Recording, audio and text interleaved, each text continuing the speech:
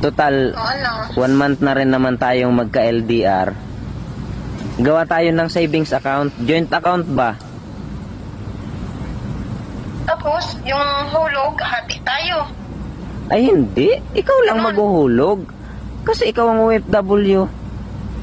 Ako, wala naman akong trabaho, di ba? Saan ako kukuha ng panghulog? Hindi ka na talaga tutulong? Hindi Yung tinatawag nga. na joint account, Di ba- kailangan hati tayo. Di ba malaki nga yung sahod mo dyan? Sumasahod ka naman ng 25,000. O, ay maano man lang bang mag-open ka ng savings account na halagang 10,000 opening. O, tapos hulugan mo monthly ng 20,000. O, di ba parang tig 10,000 na rin tayo. Hindi yung natatawag na joint account. Kasi yung joint account, may hulog ako, may hulog ka din. Sa'yo nga lang, Ganun yun. hindi. Kunwari na nga lang galing sa akin, pero ikaw pa rin maghuhulog nung para sa akin. Wala naman akong trabaho.